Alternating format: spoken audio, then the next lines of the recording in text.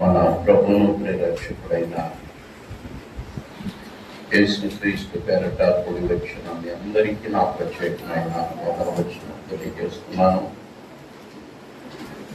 ఈ ప్రత్యేకమైన సభలకు నన్ను ప్రేమతో ఆహ్వానించినటువంటి దైవ సేవకురాలు అరుణమ్మ గారికి నా ప్రత్యేకమైన వందనములు తెలియజేస్తున్నాను.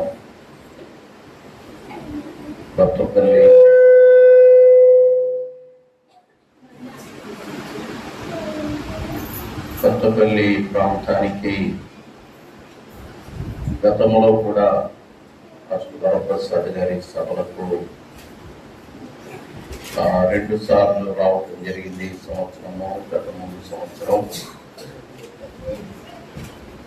ఈరోజు ఈ రీతిగా మరొకసారి కొత్తపల్లి ప్రాంతాన్ని దర్శించడానికి దేవుడు చూపిన గొప్ప కృపను బట్టి నేను దేవుడిని స్తుతిస్తూ ఉన్నాను. దేవునికి స్తోత్రం హల్లెలూయా, హల్లెలూయా. ఈ ప్రాంతంలో ఇటువంటి చక్కని పరిచర్య జరుగుతుందని నేను విని ప్రభువును స్తుతిస్తూ ఉన్నాను. దేవుడు దైవ సేవకురాలకు ఇచ్చిన దర్శనము పిలుపు మేరకు ఇటువంటి మంచి పరిచర్య ఎంతమంది ఉన్నారనేది కాదు, ఎంత సమర్పణ కలిగి ఉన్నారనేదే ముఖ్యం. మనం కొద్ది నిమిషాలు దేవుని వాక్యాన్ని ధ్యానిద్దాం. పరమగీతముల గ్రంథం 1వ అధ్యాయము 4వ వచనాన్ని ఆధారం చేసుకుని రాత్రి కొన్ని ఆలోచనలు మీతో పంచుకోవాలని పరమగీతముల గ్రంథము 1వ అధ్యాయము 4వ వచనం చదువుదాం. నన్ను ఆకర్షించుము,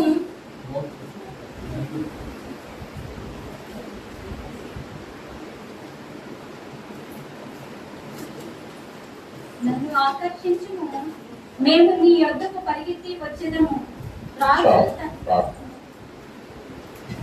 దయగలిగిన మా తండ్రి, ఇదిగో ఈ రాత్రి కొద్ది నిమిషాలు నీ వాక్యాన్ని ధ్యానించడానికి నీ సన్నిధికి వచ్చాము.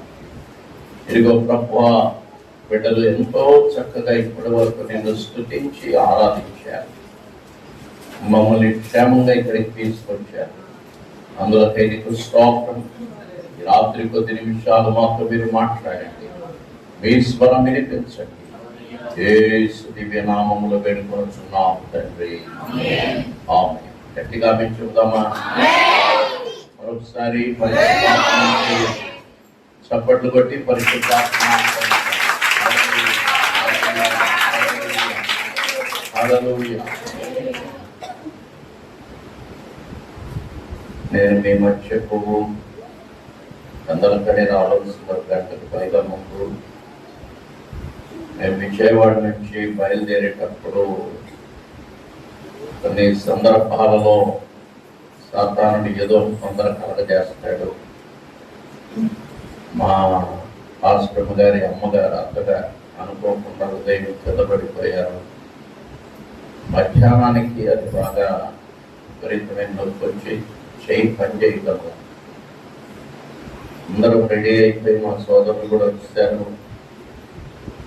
ఈ లోపుగా ఈ వార్త మరి వదిలిపెట్టేసి వస్తే పెద్ద ఆవిడ 80 సంవత్సరాలు విరిగింది అనేటటువంటి ఒక సందేహం అందరికి వచ్చింది. నేను వెళ్ళటమా సాధ్యం, వెళ్ళుంటే రాత్రి పోవటం తెలిసిన వైద్యులకు అలాగే తెలిసిన వాళ్ళందరికీ ఫోన్ చేసి ఎట్టకేలకు ఆమెను పంపించి దారి మధ్యలో ఎక్స్రే తీస్తే ఏ విధమైనటువంటి ఇబ్బంది లేదు, విరగలేదనే వార్త అందింది. దేవునికి చాలా సంతోషించాను నేను. ఎందుకంటే చాలా బాధతో బయలుదేరాను. గంట ఆలస్యమైపోయింది. మళ్ళీ రాజమండ్రిలో నేను వస్తానని మాట ఇచ్చాను దైవజనుడికి. మరి అక్కడికి వెళ్ళవలసిన పరిస్థితులు ఇట్లా కొంత ఆలస్యమైందన్నమాట, క్షమించండి. ఎందుకంటే నాకు ఈ ఆలస్యంగా రావటం అంటే ఇష్టం ఉండదు. పెద్దలకడే వస్తూ ఉంటాను, కానీ అనుకోలేని పరిస్థితి. కొన్ని సందర్భాల్లో ఏదైనా దేవునికి తెలియకుండా ఏది జరగదు. ఎందుకంటే కొన్ని ఆలస్యాలు కూడా ఆశీర్వాదం కూడా అని నేను అనుకుంటాను. ఎందుకంటే మనం అనుకున్న టైంలో బయలుదేరితే ఒకవేళ ఏదైనా ప్రమాదం కలిగేదేమో మనకు తెలియదు. ఎందుకంటే బాగా దూర ప్రయాణాల్లో ఎక్కువగా ప్రయాణాల్లోనే ఉంటాను. ప్రార్థన చేయండి. ఈ రాత్రి ఈ రీతిగా మీతో ఉండటానికి ప్రభు కృప చూపించారు. ఇటువంటి అనేక మంది తల్లులు గొప్ప సేవ చేస్తున్నారు ఈరోజు, అద్భుతమైన సేవ. ఎందుకంటే ప్రార్థనా పరులు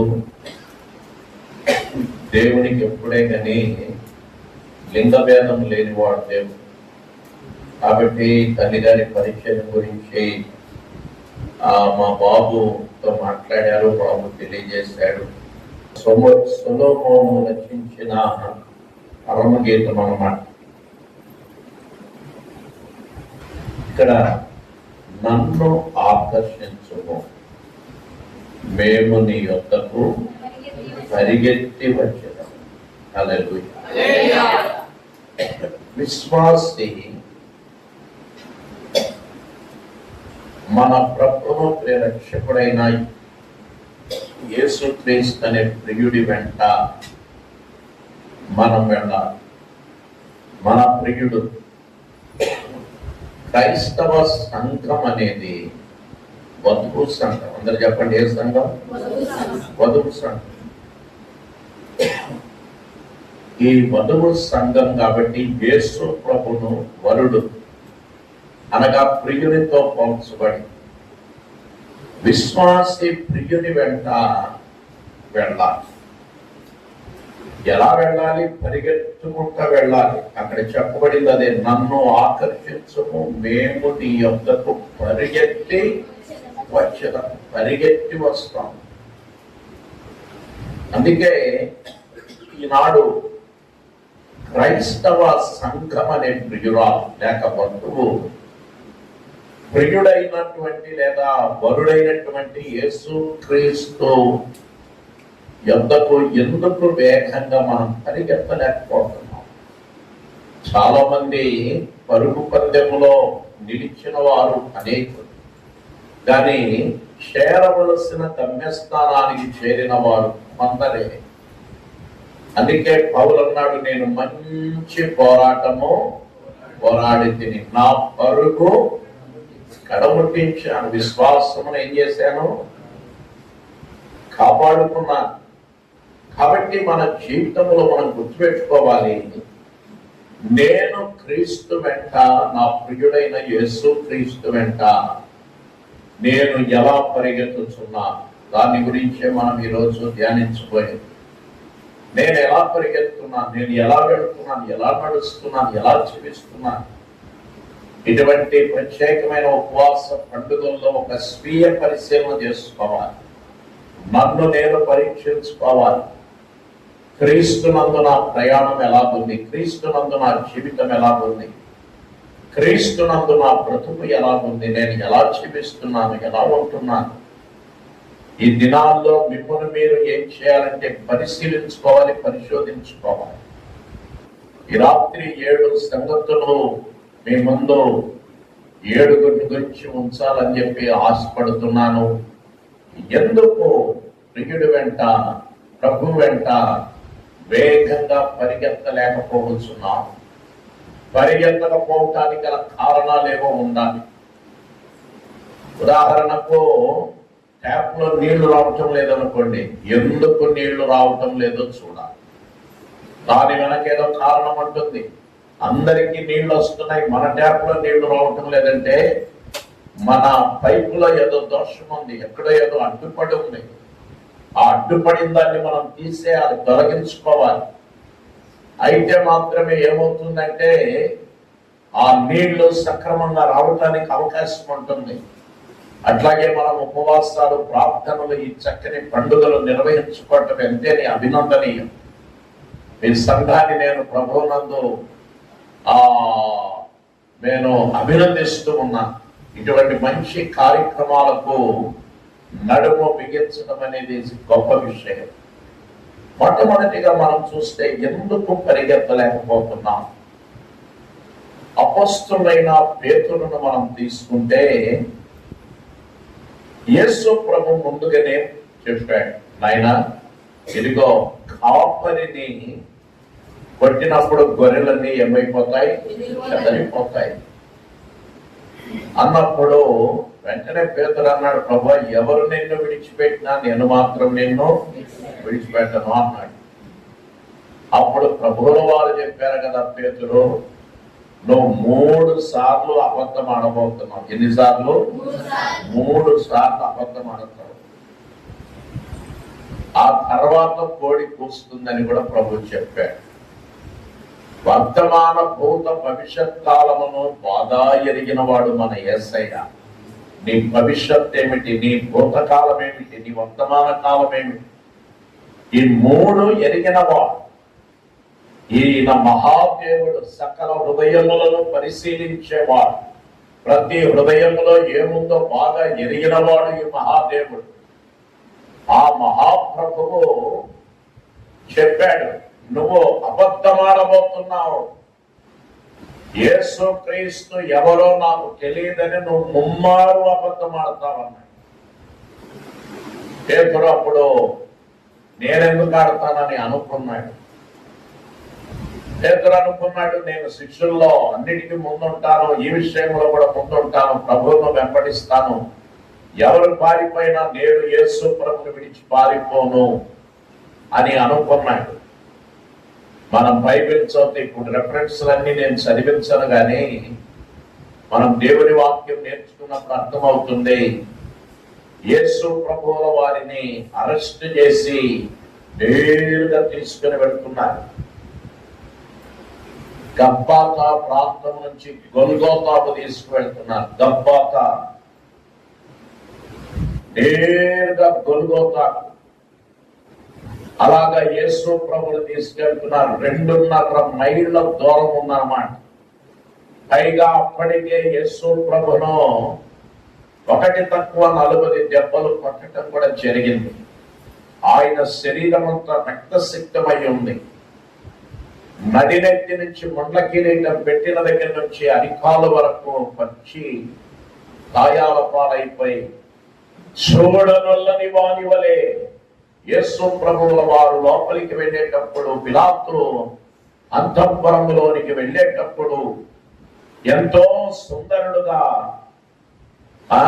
ఆకర్షించదగిన రీతిగా ఉన్నాడు లోపలికి వెళ్ళేటప్పుడు. కానీ బయటకు వచ్చేటప్పుడు సొగసైనను స్వరూపమైనను లేనివానిగా లోపలికి వెళ్ళింది ఈయనేనా అని అనిపించే రీతిగా మనుష్యుడు గుర్తుపట్టలేనంతగా ఆయన శరీరం మారిపోయింది. భయంకరమైనటువంటి ఒక గాయము. ఒక మాటలో చెప్పాలంటే అలనాడు ఒక బలమైనటువంటి కర్ర తీసుకుంటారు. ఆ కర్ర తీసుకుని దాని అంచున తోలుతో చర్మముతో 7 జడల్లాగా ఇలా ఉంటాయి అన్నమాట. 7 జడల్లాగా ఉంటాయి.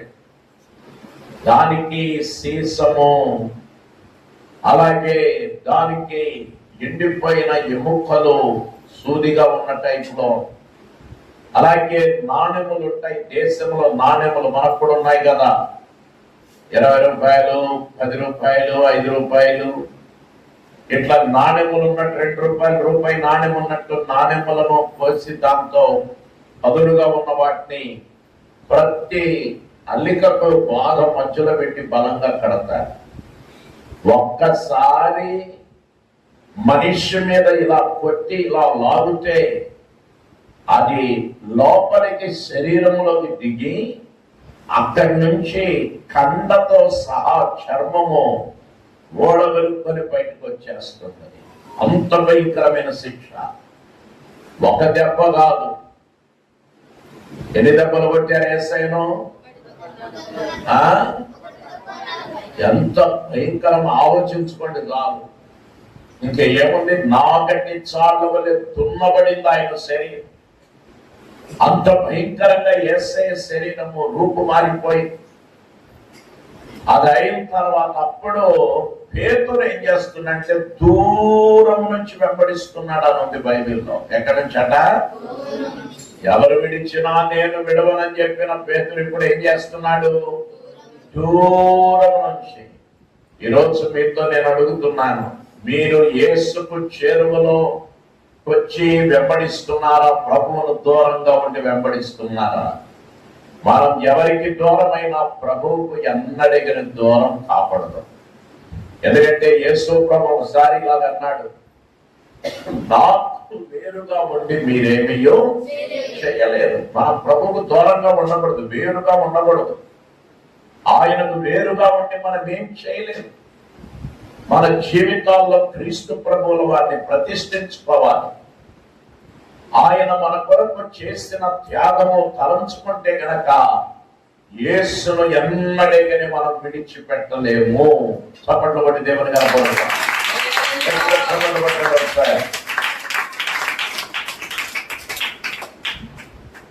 హల్లెలూయా, హల్లెలూయా. మరి యేసు ప్రభు దగ్గరగా ఉండాలి. ఏమండి, మన వాళ్ళకి ఎవరికైనా బాగోలేకపోతే మనం దూరంగా ఉండి చూస్తా ఉంటామా? దగ్గరగా వెళ్తామా? చెప్పాలి, అందరూ చెప్పాలి. దగ్గరికి వెళ్ళిపోతాం. వాళ్ళకి ఇలాగా పరిస్థితి ఉందంటే పరిగెత్తుకుంటా దగ్గరికి వెళ్ళిపోయి దగ్గర ఏమైంది ఏమైందని ఆతురపడతాం. కానీ పేతురుకు భయం వేసింది. ఇంత భయంకరంగా యేసు ప్రభువును చిత్రహింసలు పెట్టి ఓ స్తోత్రం, గత రాత్రి గెత్సేమనే తోటలో ఆయన ప్రార్థించాడు. నాన్న టీషర్ట్ పెట్టుకున్నామా? టీషర్ట్ పెట్టుకోండి. గత రాత్రి గెత్సేమనే తోటలో యేసు ప్రభు ముమ్మారు ప్రార్థన చేశాడు. అప్పుడు ఈ శిష్యులందరూ నిద్రపోతున్నారు. ఏం చేస్తున్నారు? నిద్రపోతున్నారు. నాతో మేలుకొని ఉండండి అంటే ఒక్క గడియ కూడా ఎవరు మేలుకొని లేరు. తండ్రి, నీ చిత్తమైతే ఈ గిన్నెను నా యొద్ద నుండి తొలగించు, అది కూడా నా ఇష్టం కాదు, నీ ఇష్టమే జరగాలన్నారు. హల్లెలూయా. గెత్సేమనే తోటలో ప్రార్థింపనే పిలివా, ప్రార్థింపనే పిలివా. ఆప్నార్గనే పాపనీలా రక్షణను కలిగించెను.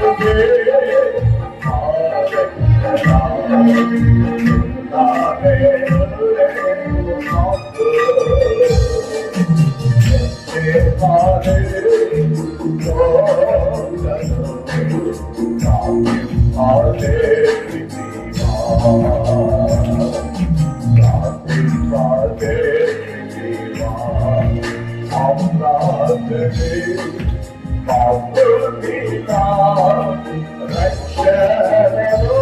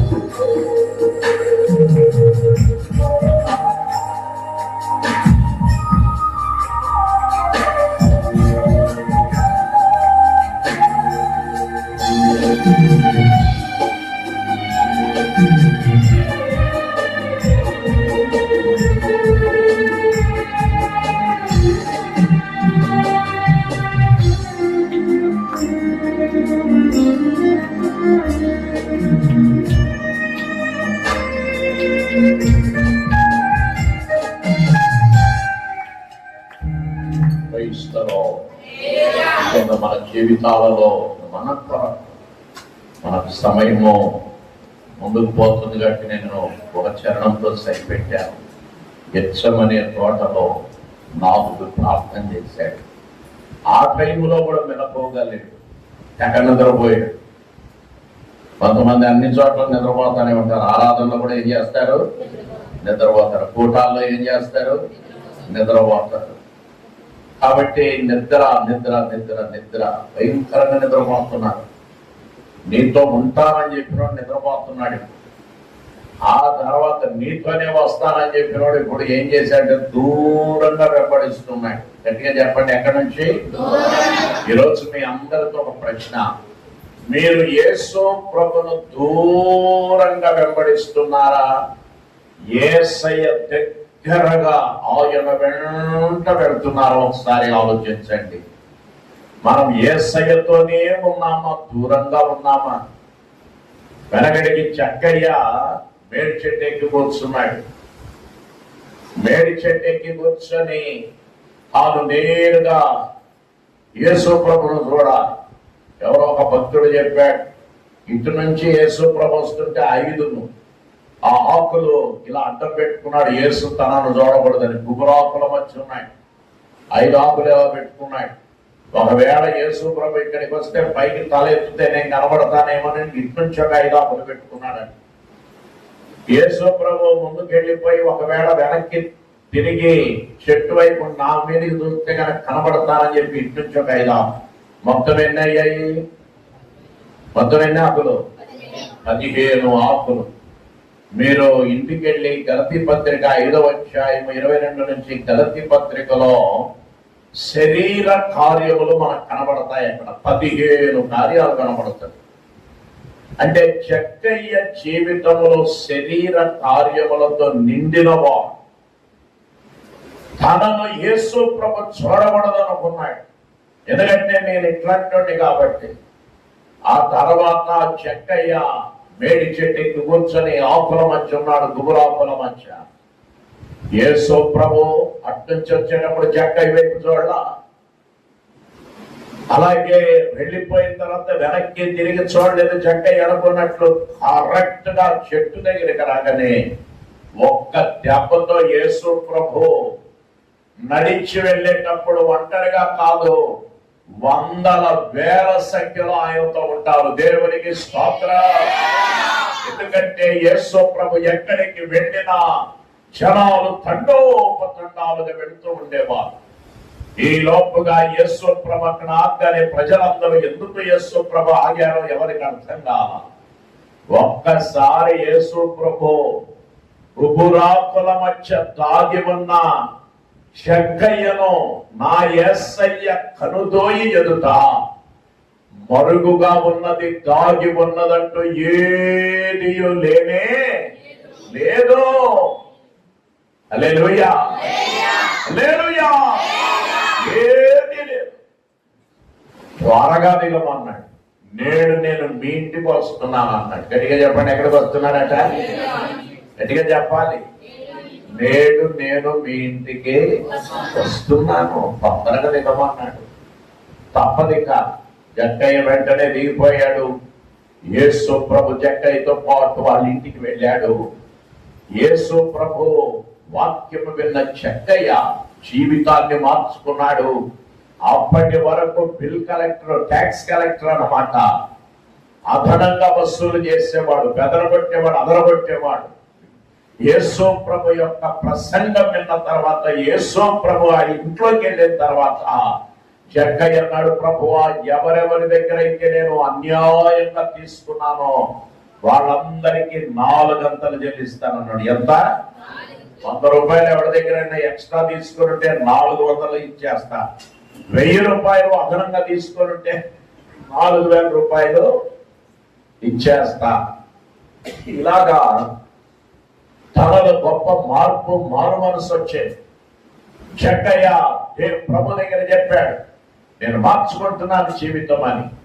అట్లా జక్కయ్య కూడా యేసు ప్రభును దగ్గరగా వచ్చి తెలుసుకున్న తర్వాత యేసులో ఉండే విశిష్టత ఏమిటో అర్థమైపోయింది. హల్లెలూయా, హల్లెలూయా. రాత్రి వాక్యం వింటున్నటువంటి ప్రియ నేస్తమా, ప్రియ సోదరి సోదరుడా, నువ్వు యేసు ప్రభును ఒకవేళ దూరము నుండి వెంబడించే వ్యక్తివా, దూరము నుంచి ఈ మైక్ శబ్దం ద్వారా క్రీస్తు ప్రభుని గురించి వినే వ్యక్తివా, ఈ రాత్రి దేవుడు నీతోనే అడుగుతున్నాడు, నువ్వు ఏ స్థితిలో ఉన్నావు, ఏ పరిస్థితుల మధ్య ఉన్నావు. నీవు ఇక్కడికి రావాలనుంది కులానికి భయపడి, మతాలకు భయపడి, మనుషులకు భయపడి, కట్టుబాట్లకు భయపడి, అలాగే ఇరుగు పొరుగు వారికి భయపడి, కుటుంబ సభ్యులకు భయపడి, యేసు ప్రభులో విశిష్టత ఉందని తెలిసినప్పటికీ, ఆయన గొప్పవాడని తెలిసిన, పాపుల రక్షకుడని తెలిసిన, రోగులకు వైద్యుడని తెలిసిన, అలాగే యేసుక్రీస్తు సకల మానవ జాతి పాప పరిహారార్థమై సిలువలో బలిమరణం పొందాడని తెలిసినా కూడా నీవు దగ్గరికి రాలేని స్థితిలో ప్రియ నేస్తమా ఉన్నావా? ఈ రాత్రి నిన్ను ఆకర్షించటానికి యేసు నీ చేరువలో ఉన్నాడు. ఆయన దగ్గరికి నువ్వు రాకపోయినా, ఆయన నువ్వు ఎక్కడున్నా నిన్ను వెతుక్కుంటా నీ దగ్గరికి రాత్రి ఇప్పటికే వచ్చి ఉన్నాడు.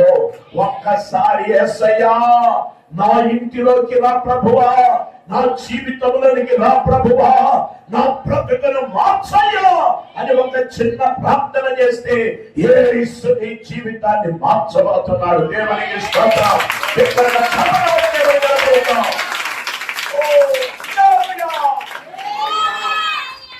హల్లెలూయా, హల్లెలూయా.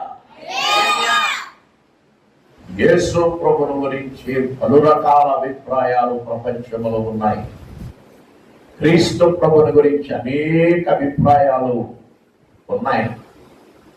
స్వామి వివేకానందుడు ఈ రీతిగా అన్నాడు కదా, యేసు క్రీస్తు కనుక నా కాలములో జీవించి ఉంటే ఆయన పాదములను నీళ్లతో కాదు నా రక్తముతో కడిగి ఉండేవాడిని. అంత పరిశుద్ధుడు యేసు ప్రభు అన్నాడు. హల్లెలూయా.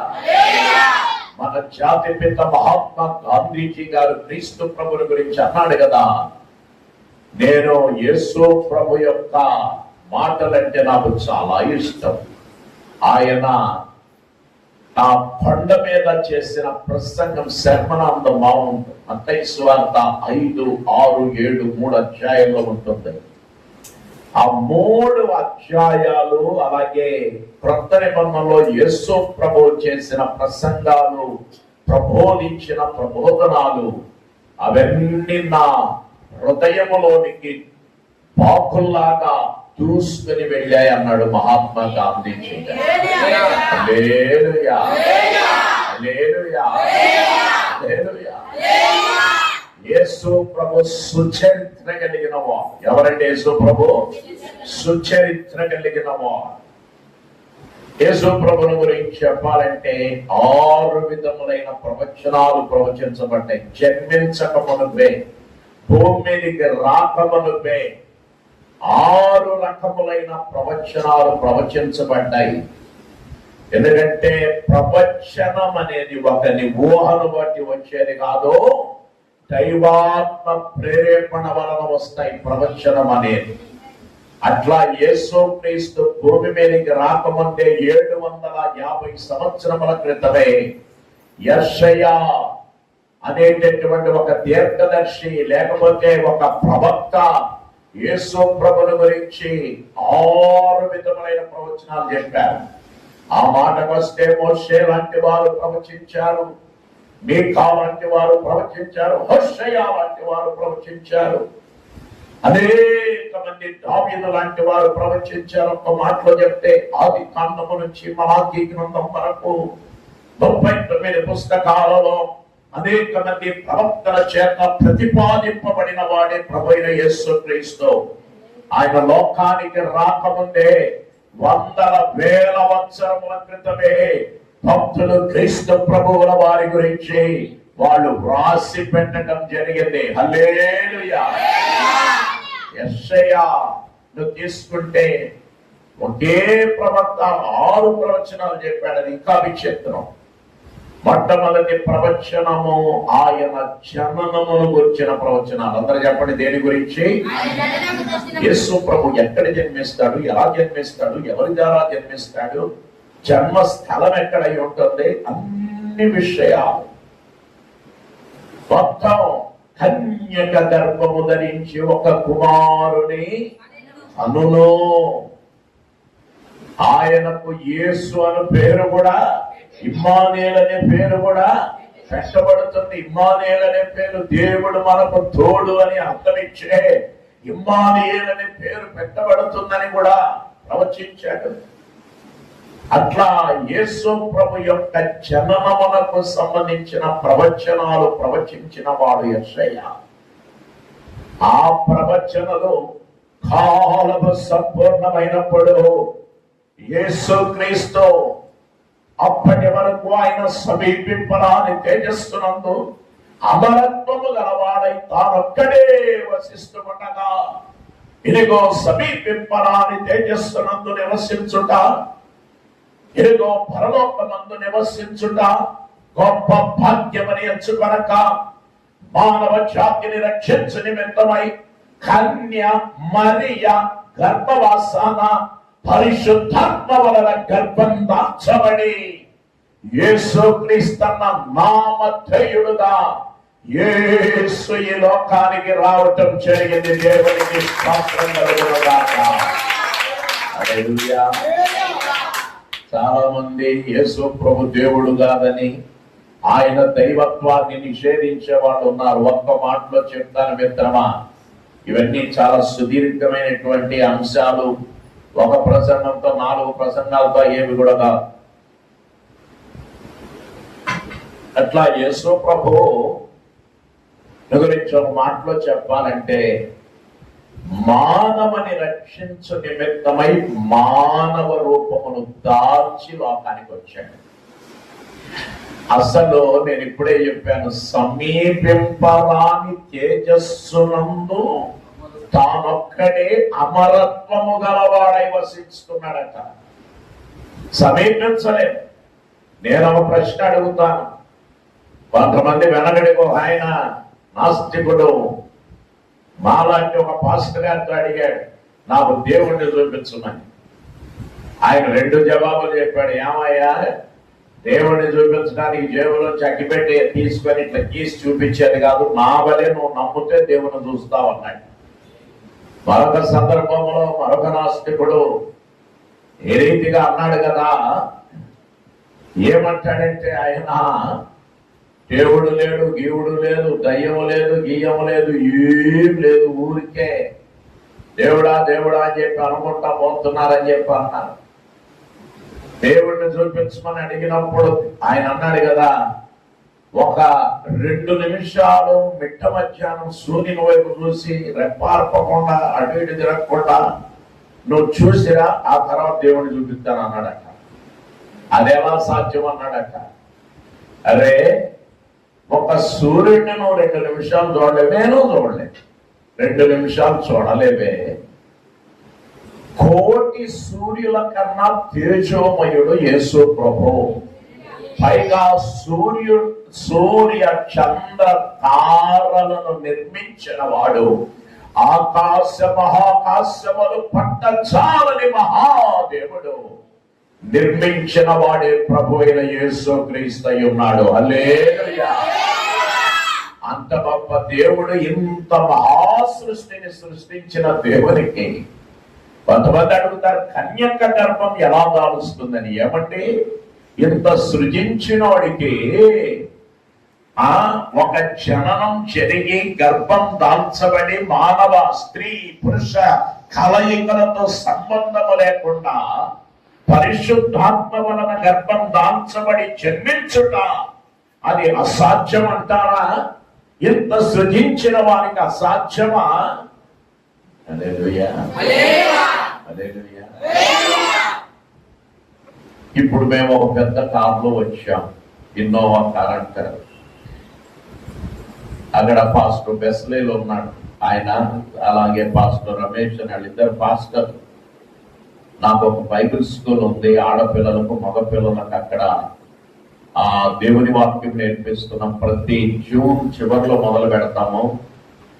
మే మొదటి 2 వారాల్లో ముగించబడుతుంది. ఒక సంవత్సరపు తరబేదినిస్తున్నాం. ఇప్పుడు 19వ బ్యాచ్ నడుస్తుంది. ఆ సర్టిఫికెట్ ఇన్ థియాలజీ అనే సబ్జెక్టు, ఆ సర్టిఫికెట్ కూడా ఇస్తున్నాము. దేవుని వాక్యం అందరూ నేర్చుకుంటున్నారు.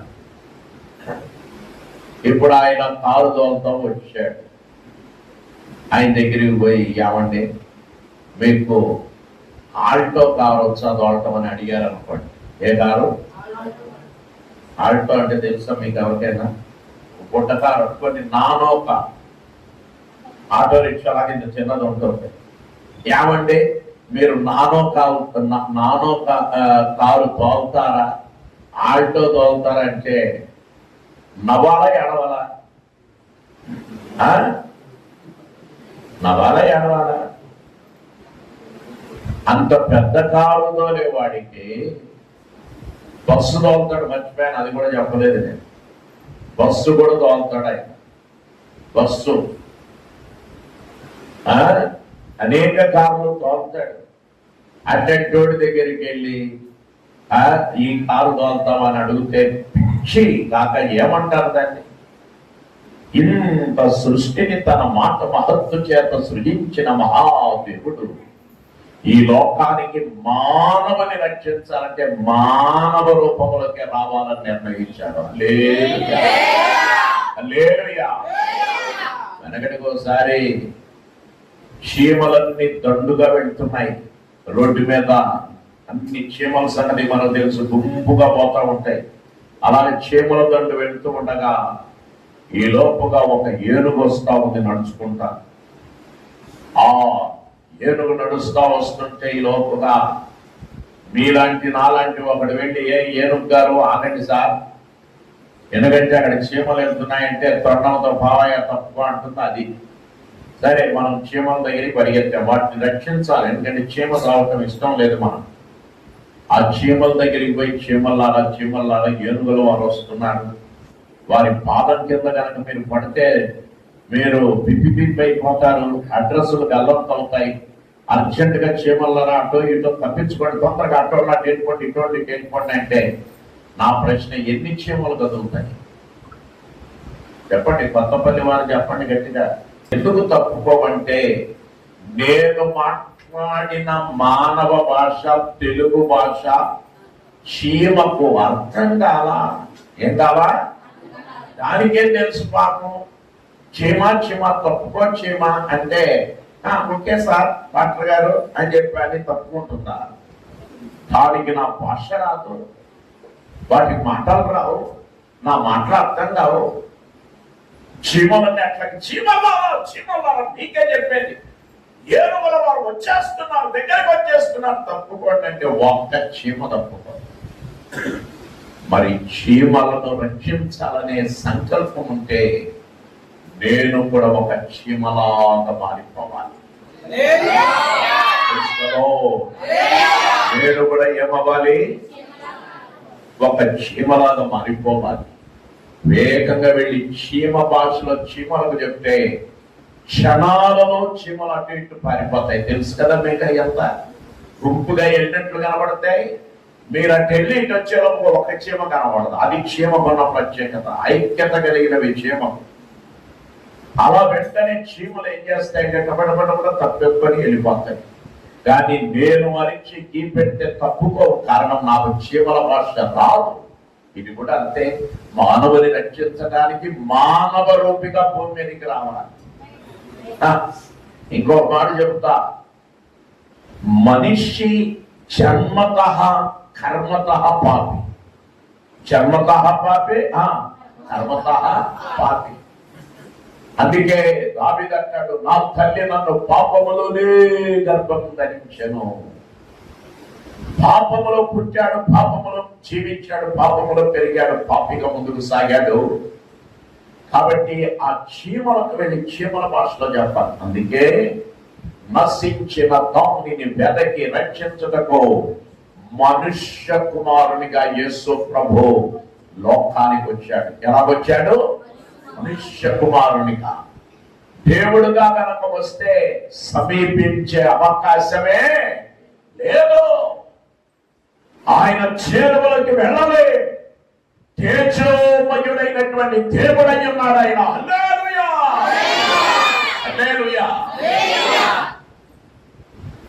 గెత్సెమనే తోటలో, బాబు ఇంకోసారి పెట్టినాను స్కేలు.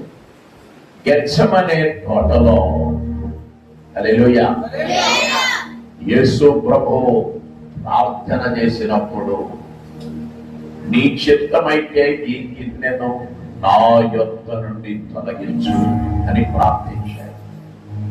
దాని పాడిన పాట, నీ చిత్తమైతే ఈ గిన్నెను నా యొద్ద నుండి తొలగించు మానే. నీ చిత్తమైతే ఈ గిన్నెను నా యొద్ద నుండి తొలగించు మానే. దుఃఖముతో ఆరంభుతో ఆవిర్చితివా తండ్రి. దుఃఖముతో ఆరంభుతో ఆవిర్చితివా తండ్రి.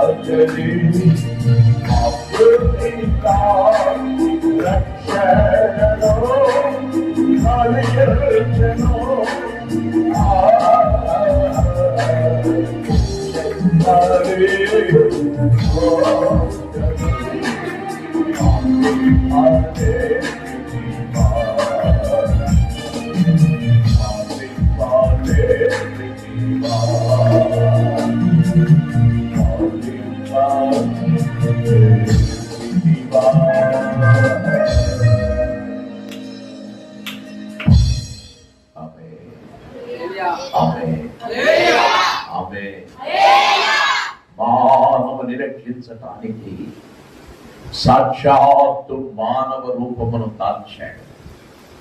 స్త్రీ పురుష కలయికలతో సంబంధం లేకుండా పరిశుద్ధాత్మ వలన, అనగా ఆయన జననము పాపము లేని జననము. హల్లెలూయా, హల్లెలూయా. అందుకే ఆయన జననముల గురించి రకరకాల ఊహాత్మకమైన ఊహాజనితమైనవి ఎవడెవడో మాట్లాడుతూ ఉంటే అదే నిజమని భావించి మోసపోక మిత్రమా. నిన్ను ఆకర్షించే తన యొద్దకు పిలిచే సృష్టికర్త అయిన దేవుడు భూమి మీదకి అవతరించాడు. ఆయన ప్రయాసపడి భారం మోసుకొనుచున్న సమస్తమైన వారులారా, నా యొద్దకు రండి, నేను మీకు విశ్రాంతిని కలగజేస్తానని ఏకైక పిలుపునిచ్చిన మహాదేవుడు యేసయ్య. కొట్టండి చప్పట్లు గట్టిగా యేసయ్యకి. హల్లెలూయా, హల్లెలూయా, హల్లెలూయా. అలా క్రీస్తు ప్రభువుల వారు మానవుని రక్షించడానికి మానవ రూపం దాల్చి భూమి మీదకి వచ్చారు. ఇక రెండవదిగా యేసు ప్రభువుని గురించిన ప్రవచనమైన క్యారెక్టర్, ఆయన స్వభావం ఎలా ఉండబోతుంది. యెషయా అంటాడు, ఆశ్చర్యకరుడు, ఆలోచనకర్త, బలవంతుడైన దేవుడు, నిత్యుడగు తండ్రి, సమాధానకర్త అయిన అధిపతి. ఆయన స్వభావం ఆశ్చర్యకరుడు, వండర్ఫుల్ కౌన్సిలర్. ఈ ప్రపంచంలో ఎంతో మంది, నాది కేరళ రాష్ట్రం, మలయాళంలో ఉంటుంది, అద్భుత మంత్రి.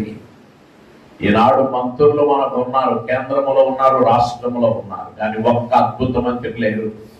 పాపం వాళ్ళు ఏం చేస్తారు, మంత్రుల మీద పడి మనం మీరు అది చేయలేదు ఇది చేయలేదంట. వాళ్ళేం అద్భుత మంత్రులు కాదు కదా. వాళ్ళు వచ్చే ఫండ్స్ ను బట్టి, వాళ్ళకు ఉండేటటువంటి పవర్స్ ను బట్టే చేయగలరు కదా. అంతకంటే చేయమని మనం గగ్గోలు పెట్టినా వాళ్ళేం చేయగలరు.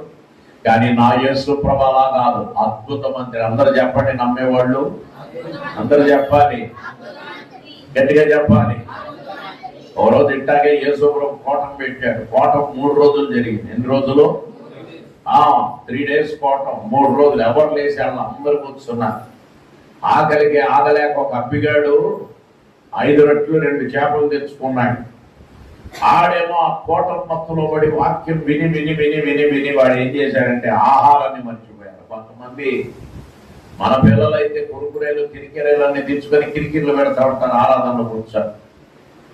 ఆ కుర్రోడు మాత్రం ఏం ముట్టుకోకుండా కూర్చొని వాక్యం విన్నాడు. కోటమంతా అయిపోయి 3 రోజులు అయిపోయింది, కోటం అయిపోయింది, ఆశీర్వాదం అయిపోయి వెళ్ళిపోండి అనగానే యేసు ప్రభు చెప్పాడు శిష్యులకి, రండి అయ్యా వెళ్ళమని చెప్తే ఈ టైంలో వాళ్ళు ఎక్కడికి పోతారు? వాళ్ళకి భోజనం పెట్టకుండా ఉంటే మార్గం మధ్యలో మూర్చిల్లుతారు. పిలుపుని పిలిచి చెప్పాడు భోజనం పెట్టమన్నాడు. ఈ టైంలో మేము అందులో వాళ్ళు మనలాగా అన్నంగా తినేది, రొట్టెలు తింటారు, చేపలు రొట్టెలు వాళ్ళ ప్రియమైన ఆహారం.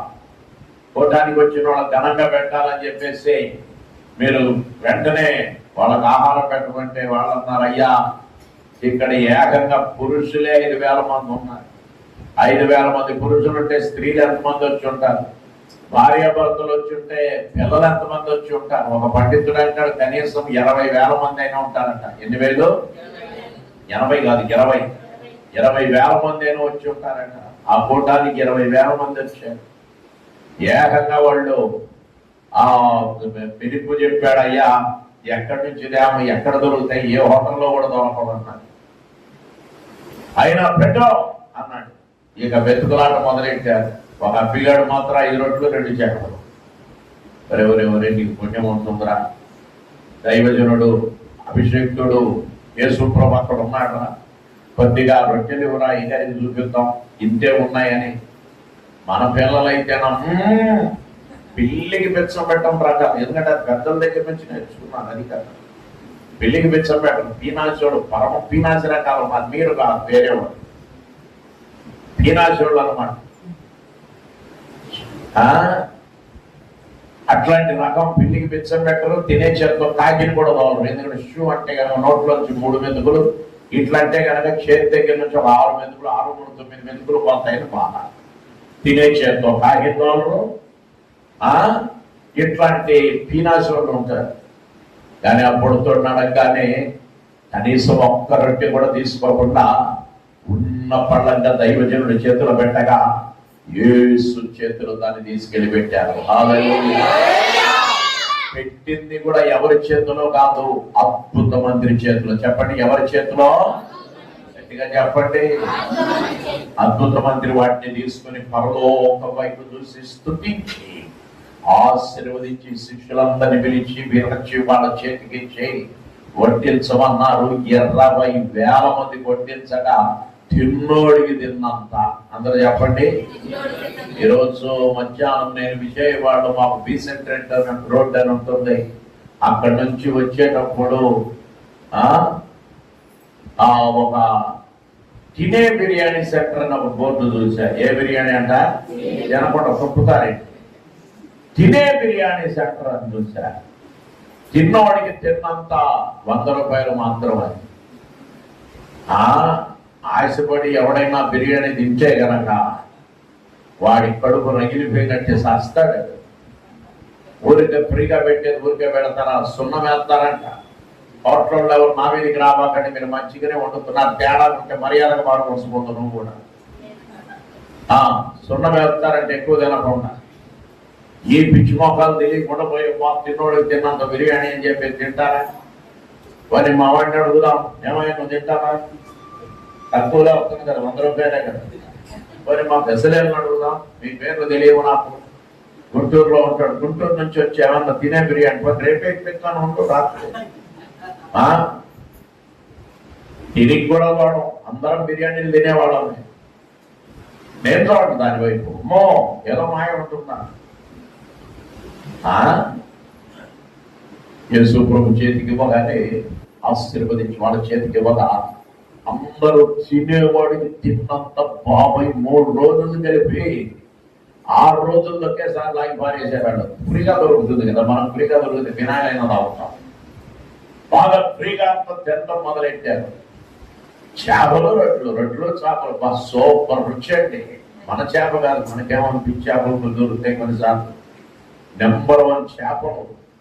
వాళ్ళు ఫిష్ ఫ్రై అలాగే రొట్టెలు తిని తిని తిని కడుపులో తరిమి అనుకుంటా కూటానికి వస్తే పేరు అనుకుంటా తృప్తిగా అందరు ఇళ్ళకు బయలుదేరారు. ఇక మళ్ళీ చేపలు రొట్టెలు మిగిలాయి. లెక్కేస్తే 12 గంపలు అక్కడ చేపలు రొట్టెలు మిగిలాయి. పట్టాలి గట్టిగా చెప్పండి.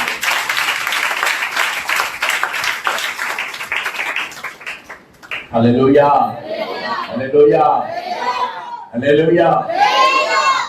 అట్లా యేసు ప్రభు అద్భుతమైన మంది. దేవునికి స్తోత్రం. ఆయన ఎన్నో అద్భుతాలు చేశాడు.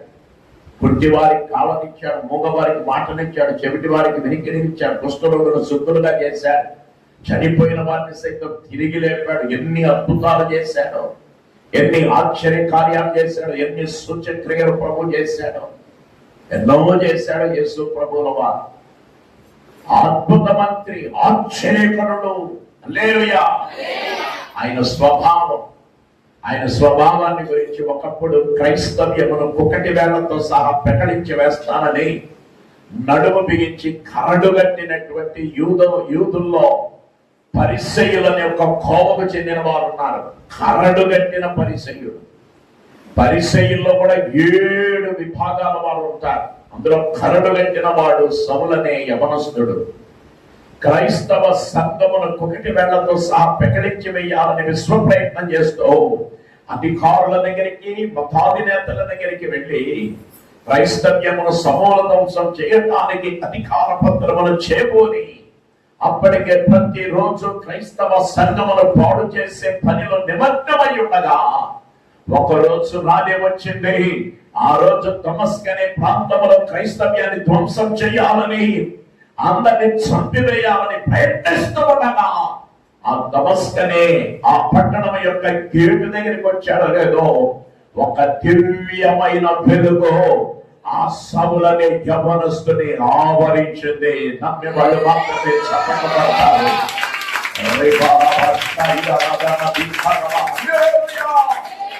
ఆ దివ్యమైన వెలుగు ప్రకాశించింది.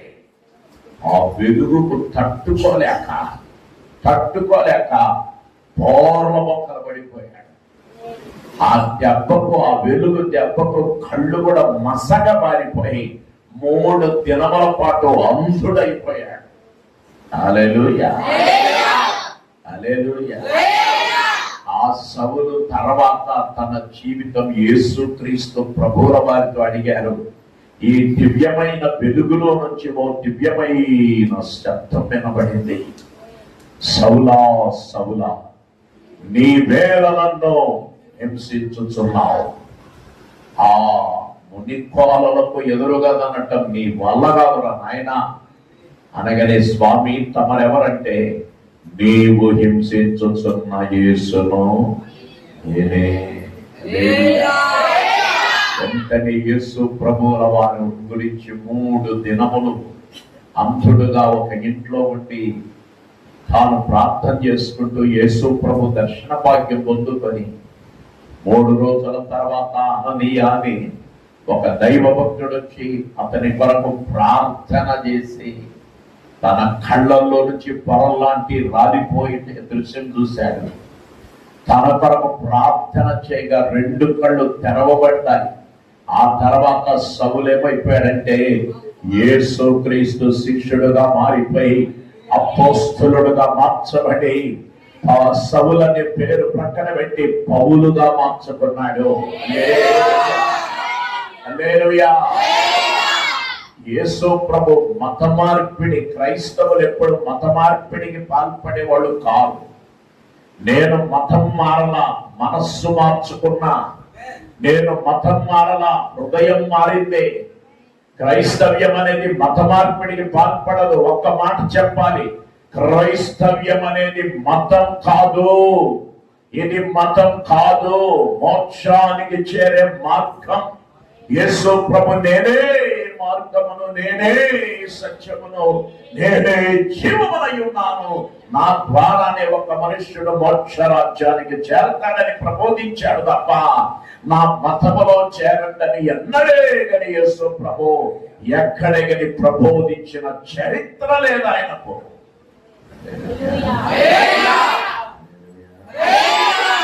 సూపర్గా చెప్తున్నారు అల్లేలుయా. అందుకే ప్రశ్నలు మానేసి మీ అల్లేలుయాలు బాగా చెప్తున్నారు కాబట్టి మిమ్మల్ని అభినందిస్తున్నాను. పట్టండి, మీకు మీరే కపడ.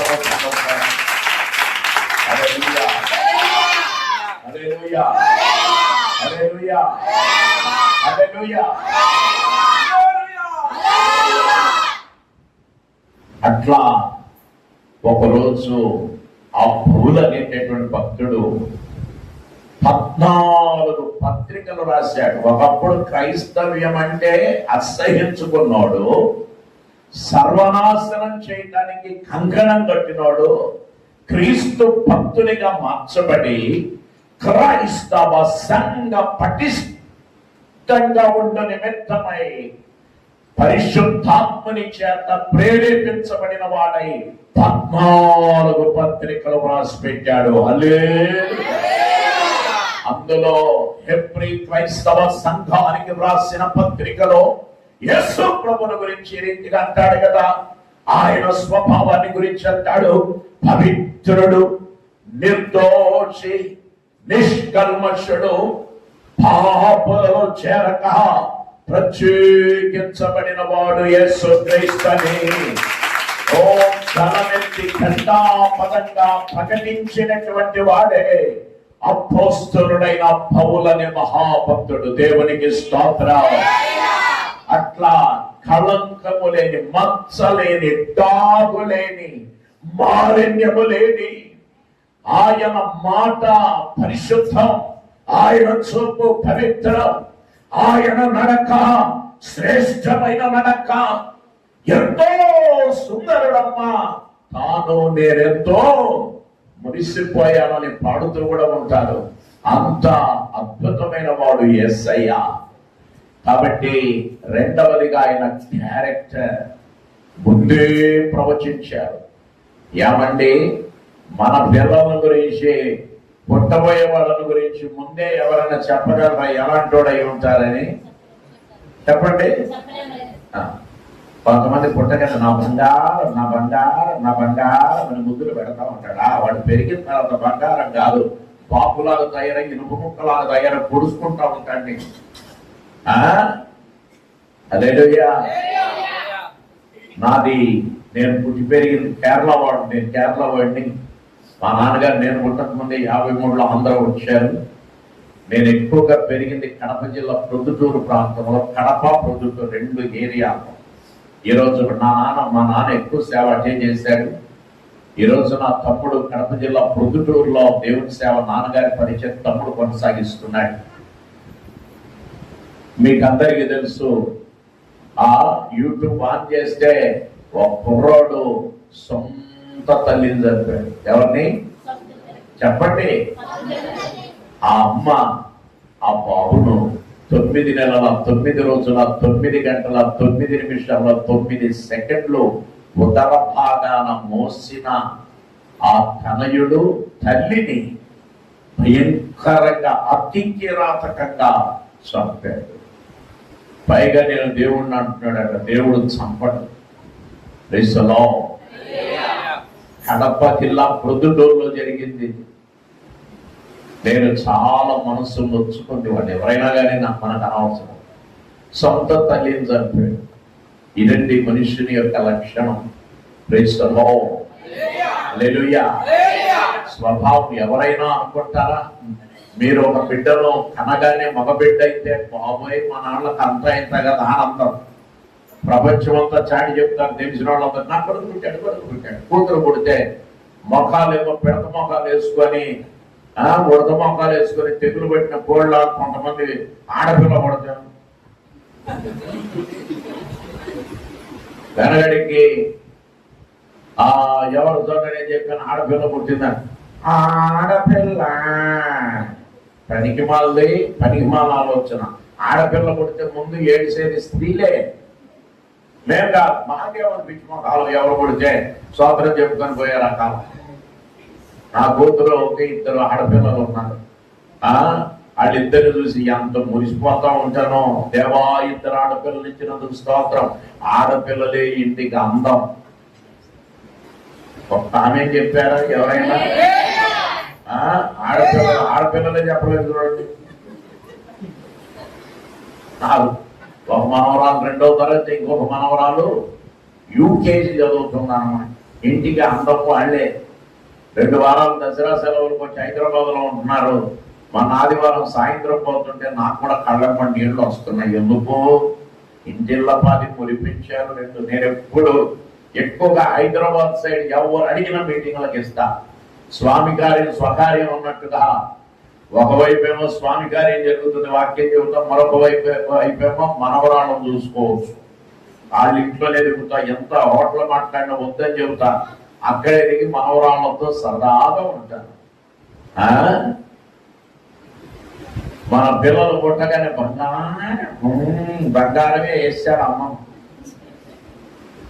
వెనగడిగానే వాడు పుత్రుడు లేదే పున్నమి నరకం తప్పదని. ఇప్పుడేమంటున్నారు? సుపుత్ర పంప వేగరా అంటున్నారు. ఈ పంపలు వీకేవాళ్ళు అన్నమాట. మీరు నా మీదకి రాకండి.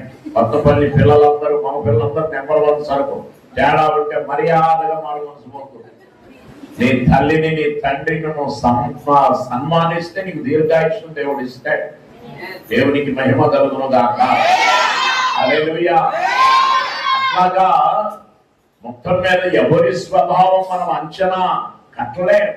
యేసు పుట్టక ముందే 780 సంవత్సరముల క్రితమే ఆశ్చర్యకరుడు, ఆలోచనకర్త, బలవంతుడైన దేవుడు, నిత్యుడు, తండ్రి, సమాధానకర్త అయిన అధిపతి అని యేసుకు పేరు పెట్టారు. 3వదిగా ఆయన సేవ మినిస్ట్రీని గురించి ప్రవచించబడ్డారు. ఆయన 61వ అధ్యాయము 1 నుంచి మనం చూస్తే ఆయన దీనులకు సువార్త ప్రకటిస్తాడట.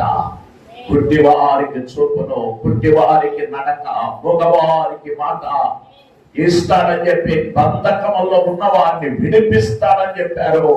ఆయన సేవ ఎలా ఉండబోతుందో ముందే చెప్పాడు యెషయా. అట్లాగే ఆయన సేవ చేయటం జరిగింది. దేవునికి స్తోత్రం. 4వదిగా సకల మానవ జాతి పాపం చేసి దేవుడను గ్రహించు మహిమను పొందలేకపోతుండగా మానవుని రక్షించటానికి సర్వపాప పరిహారం రక్త ప్రాక్షణం ఆవశ్యకం. తద్రక్తం పరమాత్మైన పుణ్యదాన బలియాగమని మన పూర్వీకులు చక్కని మాటలు పలికారు. అంటే మానవుని యొక్క పాప పరిహారార్థమై రక్తం చెందించబడాలి. అది ఒక పరిశుద్ధునిని చెందించబడాలి. మనం ఇక్కడ పాపలమై ఉంటూ ఉండగానే పాపాత్మలమైన మన కొరకు ఏ పాప పెరుగని పరిశుద్ధుడు యేసయ్య 3 మతపరమైన కోర్టులలో విచారించాడు. అన్న విచారించాడు, కయప విచారించాడు. 3వదిగా సంఘద్రిన్ సంఘం 70 మంది సభ్యులు ఉంటారు. అది విచారించింది. 3 మత సంబంధమైన ఆ విచారణలు అయిపోయాయి. 3 సివిల్ కోర్టు విచారణలు. మొట్టమొదటిగా 4వదిగా పిలాతు విచారించాడు. పిలాతు వల్ల కామందున హేరోదు దగ్గరికి పంపించాడు. హేరోదు విచారించి మళ్ళీ బ్యాక్ టు ది పెవిలియన్ అన్నట్లుగా పిలాతు దగ్గరికి 6వదిగా పంపించాడు. వాళ్ళందరూ చెప్పిన మాట, మరణమునకు తగినదేదియో ఈయన చేయలేదు, ఈయన యందు మాకు ఏ దోషమునో కనబడుటలేదు.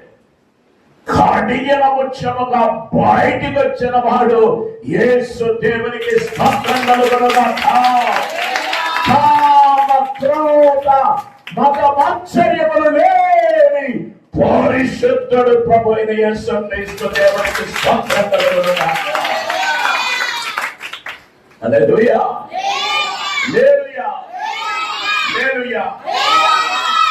అట్లా 4వదిగా యేసు ప్రభు సకల మానవ జాతి పాప పరిహారార్థమై సిలువలో మరణించబోతున్న సంగతి, క్రూసిఫిక్షన్, లేకపోతే ఆయన సిలువ మరణమునకు సంబంధించిన ప్రవచనాలు. యెషయా 53వ అధ్యాయం ఏకంగా మొత్తం దానికి సంబంధించి చూడగలుగుతున్నాం. ఇక 5వదిగా యెషయా అంటాడు, మరణమును ఆయన మృంగివేయును. ఏం చేస్తాడట? మరణమును ఏం చేస్తాడట? హోషేయ అనే ప్రవక్త క్రీస్తుని గురించి చెప్పాడు కదా, ఓ మరణమా నీ విజయం ఎక్కడా, ఓ మరణమా నీ ముళ్ళెక్కడా? మరణపు ముళ్ళును విరచి వేసిన విజయ వీరుడు నేను ప్రకటించే నా ప్రభువైన యేసు క్రీస్తు. చనిపోయిన మాట వాస్తవమే. 3 దినాలు సమాధిలో కూడా ఉంచబడ్డాడు. కానీ యేసు ప్రభువుల వారు మరణమును మరణింపజేసి మృత్యుంజయుడై 3వ దినమున తిరిగి లేచి, ఓ మరణమాని విజయమెక్కడా, ఓ మరణమాని ముళ్ళెక్కడని మరణపు ముళ్ళను విరచివేసి ఏకైక మహనీయుడుగా తండ్రి యొక్క కుడి పార్శ్వమందు ఆసీనుడై మన కొరకు నేడు విజ్ఞాపన చేస్తున్నాడు. దేవునికి మహిమ కలుగునుగాక. 5వదిగా యేసు ప్రభు యొక్క పునరుత్థానం. అది కూడా 5 ప్రవచనాలు యెషయా చెప్పిన 5 నెరవేరాయి. ఇంకొకటి నెరవేరాలి 6వదిగా, అదే 2వ రాకడ. అందరు చెప్పండి, చెప్పండి, ఏంటది? యేసు యొక్క 2వ రాకడ, సెకండ్ కమింగ్ అన్నమాట. 2వ రాకడ చాలా ప్రవచనాలు చెప్పారు. అదొక్కటి నెరవేరబోతుంది. దాని సూచనలన్నీ ప్రభువుల వారు చెప్పిన సూచనలు ఉన్నాయి. ఒకరోజు శిక్షాత్రయముని రాకడకును యుగ సమాప్తికి సూచనలు ఏమైనా అడిగినప్పుడు మీరింటికి వెళ్ళి మత్తయి సువార్త 24వ అధ్యాయం చదువుకోండి. యేసు ప్రభు అనేక సూచనలు అక్కడ చెప్పుకొచ్చారన్నమాట. అట్లా ఇలా చెప్పుకుంటూ పోతే యేసు ప్రభు యొక్క విశిష్టతను, ప్రత్యేకతను మీ ముందు పెట్టాను. ఇటువంటి యేసు ప్రభువు నిన్ను నన్ను తన యొద్దకు రమ్మని ఆహ్వానిస్తున్నాడు. ఎందుకంటే ఉచితమైన రక్షణ భాగ్యం మీకు ఇవ్వడానికి, పాపములకు పరిహారము నొందిన వాడు ధన్యుడు, తన అతిక్రమములు దాచిపెట్టువాడు వర్ధిల్లడు. కానీ ఇదిగో తన పాపములకు ప్రాయశ్చిత్తము పరిహారము నొందినవాడు ధన్యుడు. యేసుని పాపములు కడిగేవాడు. యేసు రక్తము ప్రతి పాపమును కడిగి పవిత్రపరచేలయుండే. ఈ రాత్రి యేసు నిన్ను దగ్గరికి రమ్మని పిలుస్తున్నాడు. నమ్మేవాడు దగ్గరగా దేవుని స్తుతించాలి. హల్లెలూయా. ఈ రాత్రి ఒకవేళ నువ్వు దూరంగా ఉంటే, కేవలం ఏదో ఇక్కడ క్రిస్మస్ పండుగలు జరిగినప్పుడు, లేకపోతే గుడ్ ఫ్రైడే జరిగినప్పుడు, ఈస్టర్ పండుగ జరిగినప్పుడు, కొత్త సంవత్సరం అందు ఇదిగో ఏదో సంవత్సరానికి 1-2 సార్లు వేడుకగా వచ్చి వెళ్ళిపోవటం కాదు, లేకపోతే మద్దతు పలకటం కాదు, మందిరానికి కావలసిన వస్తువు ఆహార పదార్థములు ఇవ్వటం కాదు. అవి ఏమి కోరటములా యేసు కోరేది నీ హృదయం కోరుతున్నాడు. ఎందుకు హృదయం కోరుతున్నాడు? ఒక భక్తుడు, ఒక ప్రవక్త ఇర్మియా అంటాడు, హృదయం అన్నిటికంటే మోసకరమైనది, అది ఘోరమైన వ్యాధి కలది, దానిని గ్రహించువాడు ఎవడు? ఇది ఘోరమైన హృదయం కాబట్టి ఆ హృదయములో సాతానుడు వసిస్తూ ఉంటాడు. వాడు పారద్రోహపడితే యేసు ఆ హృదయాన్ని తన రక్తము చేత కడిగి పవిత్రపరచి యేసు మనలో నివసించబోతున్నాడు. ఎంతమంది నమ్ముతున్నారు? యేసు నా లోపల ఉన్నాడు. అందరూ చెప్పండి. నాన్న మళ్ళీ టీషర్ట్ పెట్టుకున్నాను. బాబు మీ ఇద్దరికి చాలా థ్యాంక్స్, వెరీ గుడ్. ఇలా కూర్చున్నారు మీ ఇద్దరు. మీలాంటి పిల్లలే కావాలి సభలకు. ఎందుకంటే మాలాంటి ఒకటి అర పాట మధ్యలో పాడతాడు. నా హృదయము వింటగమారెను,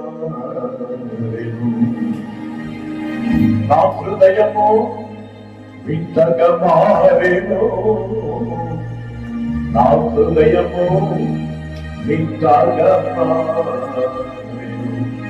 నాలో యేసు వచ్చేనందునా.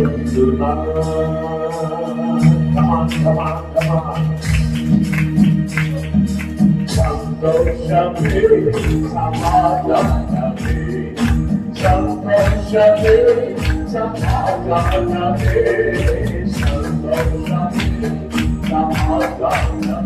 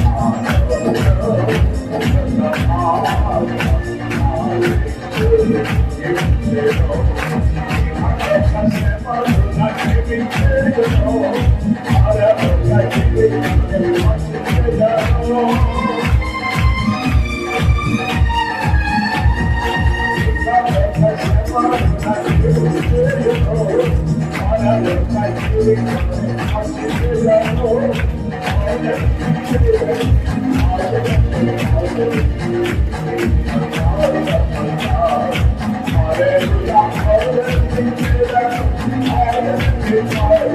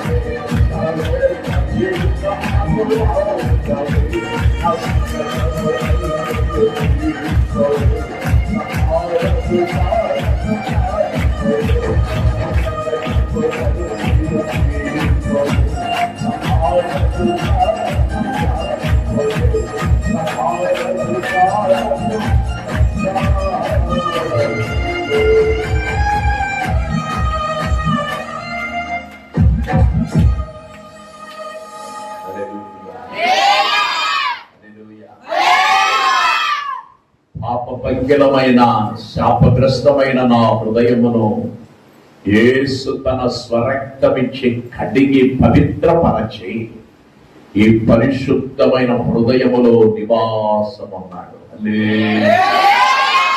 హల్లెలూయా. అందుకే నా బ్రతుకు మారింది. నా సాక్ష్యం చెప్పాలంటే తెల్లారే వరకు కూర్చోవాలి. చెప్పా కదా, కడప గడ్డ మీద పుట్టి పెరిగిన అంతవరకు అర్థమై ఉంటుంది. 17 సంవత్సరాలు పుట్టి 17వ సంవత్సరం వరకు కడపలో ఉన్నా. కడప CSI ఆ స్కూల్లో చదివాను. బాయ్స్ హాస్టల్లో 5 సంవత్సరాలు చదివాను. 82 జూన్ కడప వదిలేశాను పూర్తిగా. ఎందుకంటే అప్పటికే 10వ తరగతి నా జీవితం చెడగొట్టేసింది.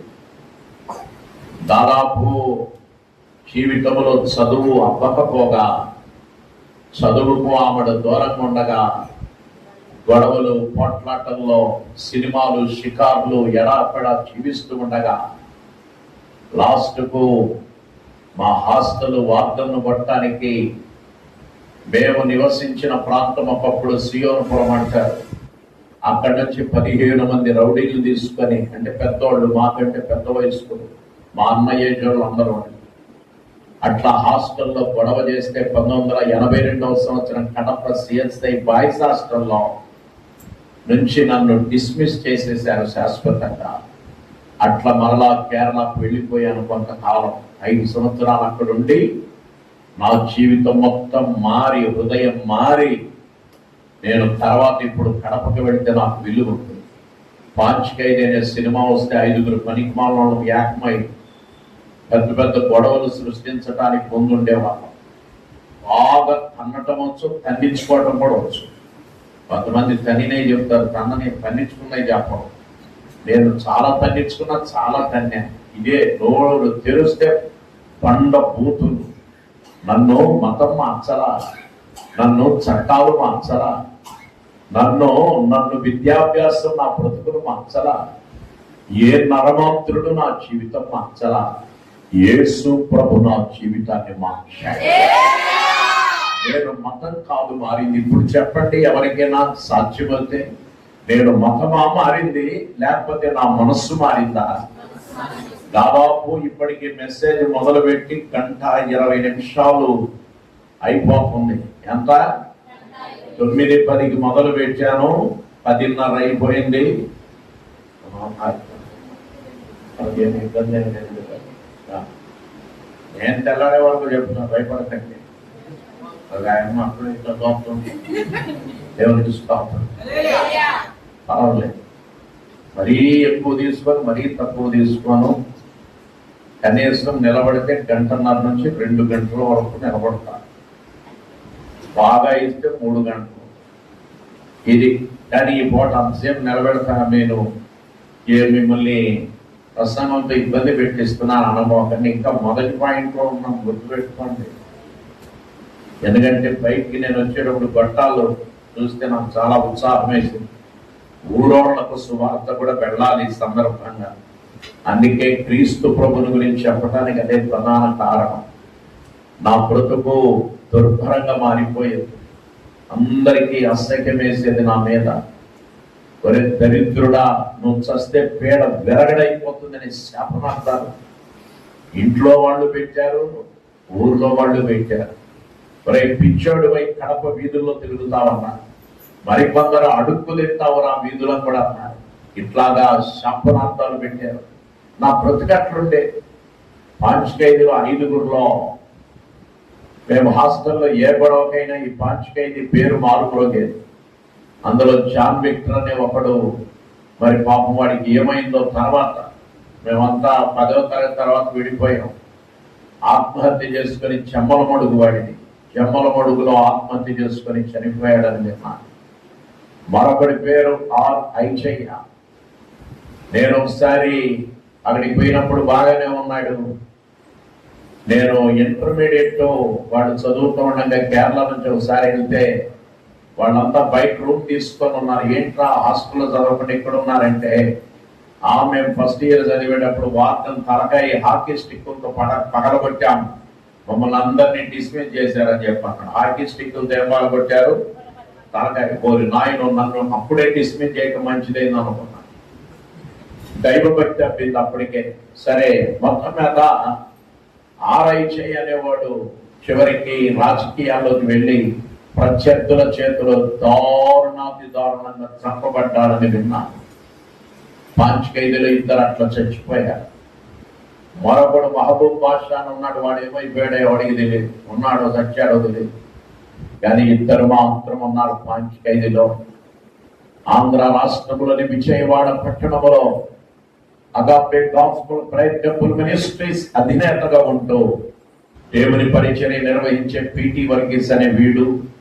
రెండవదిగా ఇప్పుడు కూడా కడప జిల్లా ప్రొద్దుటూరులో ఉంటూ ప్రతి మంగళవారం అనుకుంటా ఉదయం 6 గంటలకు శుభవార్తలోనే ఎప్పుడో లేదా ఆరాధన ఛానల్ ఆశీర్వాద గడియలను వస్తాయి.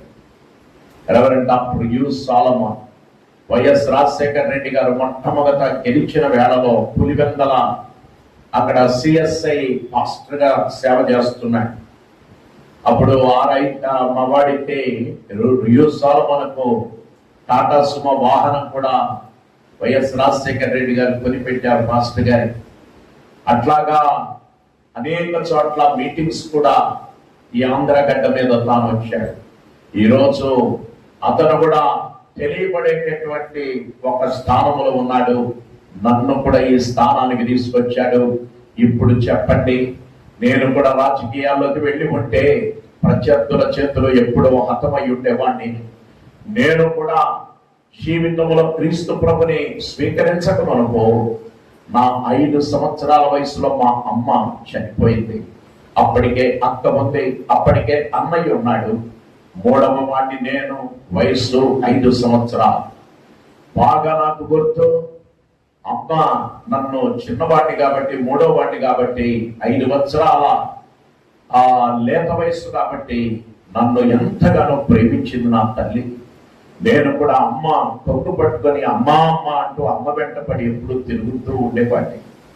అల్లారు ముద్దుగా ఎత్తుకొని గోరు ముద్దలు తినిపిస్తూ పెంచిన తల్లి. 4వదిగా అమ్మ గర్భవతి అయింది. అది 1970వ సంవత్సరం జూలై నెల 23వ తారీఖు 4వదిగా నా తల్లి ఓ చక్కని చెల్లికి జన్మనిచ్చింది. చెల్లి పుట్టిందని సంబరపడ్డాను. కడప గవర్నమెంట్ హాస్పిటల్లో కలయి తిరుగుతా వచ్చాను. నాకు చెల్లి పుట్టిందని. చిన్నవాడిని, జ్ఞాపకాలు చెరిగిపోదా, చెరిపివేద్దామన్న మనస్సులో ఉన్న జ్ఞాపకాలు అలాగే ఉండిపోయాయి. 55 సంవత్సరాల క్రితం చరిత్ర నేను చెప్పాను ఇప్పుడు. ఆ తర్వాత ఇక నేను 10th క్లాస్ చదువుతున్నాను, వయసు 17. నాకున్నాడు ఏకైక అన్న, వయసు 22. అన్ని వాయిద్యాలు వాయించగలిగిన వాడు. ఇక్కడే కాకినాడలో church of God full gospel in India Reddy Steven గారు, సాదేవి రత్నం గారు అనే దైవజనులు బైబిల్ స్కూల్ నడుపుతున్నారు అప్పట్లో. ఆ బైబిల్ స్కూల్లో 3 సంవత్సరాలు కాకినాడలో చదివి దేవుని సేవ కొరకు అన్న హైదరాబాద్ ముప్పల్ గిల్గాల్ గాస్పెల్ మిషన్ అనేటటువంటి దాంట్లోకి సేవలోకి వెళ్ళిపోయాడు. అది 1982వ సంవత్సరం జనవరి 17వ తారీఖు ఆదివారం రాత్రి 7:30. అప్పటికే హైదరాబాద్ లో ఉన్నప్పుడు అన్న కరోనా వ్యాధితో, వాంతులు విరేచనాలతో బాధపడుతున్నాడు. 2 నెలలు అయిపోయిందంటే అప్పటికే అన్న కడపకు వచ్చి తమ్ముడిని చూచి కేరళ వెళ్దామని ఉదయాన్నే కడపకు వచ్చాడు. కడపలో నా క్లాస్కి వచ్చి నన్ను చూస్తే నేను గుర్తుపట్ల.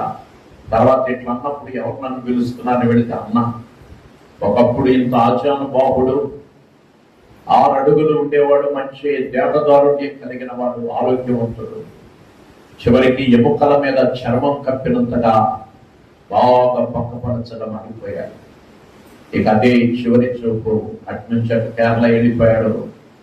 అక్కడే 1982 జనవరి 17వ తారీఖు ఆదివారం రాత్రి 7:30కు ముందు నాన్నను పిలిచి, మా నాన్న కూడా పాస్టర్ గారు అన్నమాట, దేవుని సేవకుడు.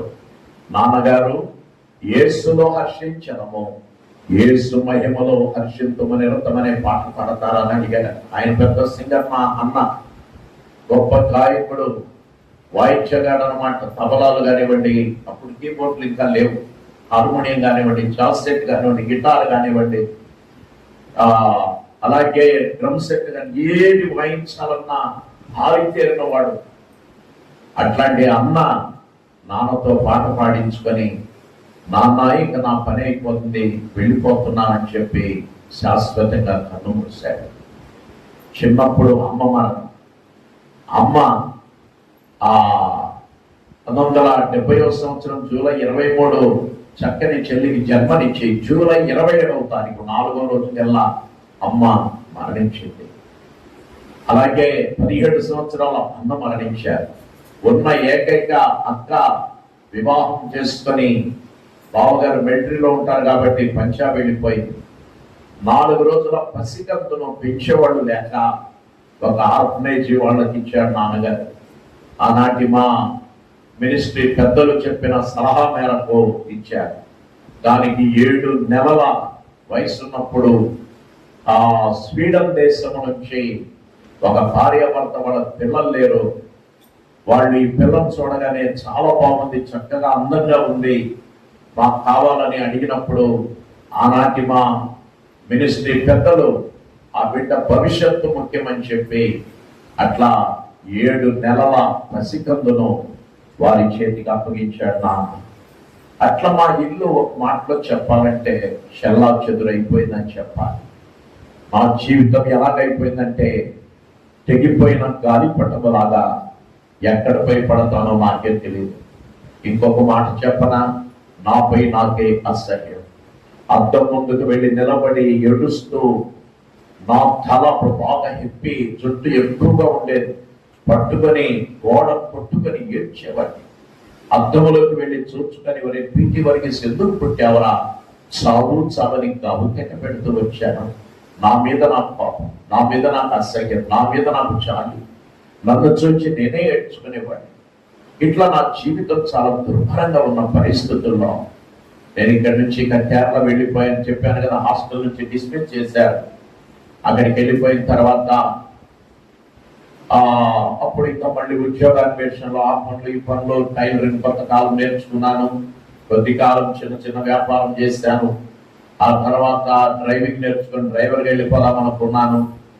ఈ పరిస్థితుల్లో ఇండియన్ నేవీలో చేరటానికి మా బావ తీసుకువెళ్ళాడు. అక్కడే యేసు ప్రభు నా స్మరించుకుడుగా స్వీకరించాడు. నా హృదయంలోకి యేసు ప్రభు వచ్చాడు, నా జీవితాన్ని మార్చాడు, నా మాట తీరు మార్చాడు, నా చూపు మార్చాడు, నా మనస్సును మార్చాడు, నా ఆలోచన విధానాన్ని మార్చాడు, నాలో ఉండే రాక్షసత్వాన్ని మార్చాడు.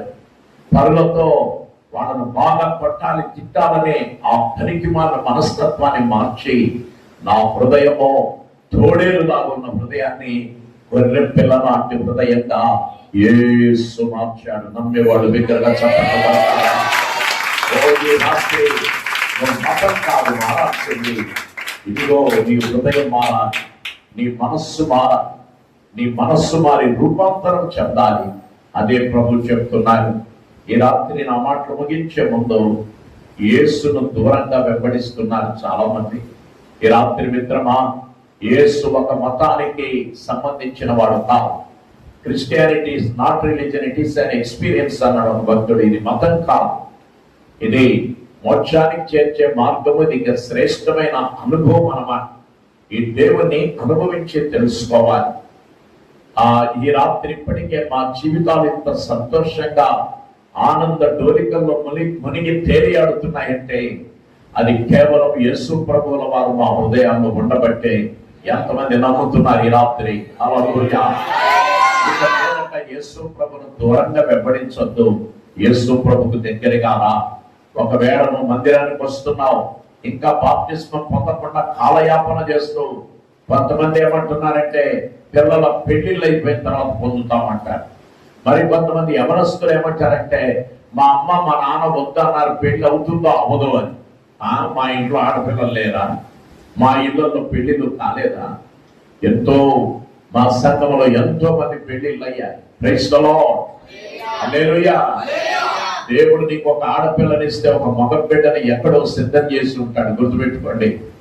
అట్లా సాకులు చెప్తూ బాప్తిసానికి దూరంగా, ఎస్ఐకు దూరంగా ఉంటే ఈ రాత్రి అతి త్వరలో ఉపవాస ప్రార్థన ముగింపులోపుగానే బాప్తిస్మం పొందని నీవు కూడా బాప్తిస్మం పొందండి.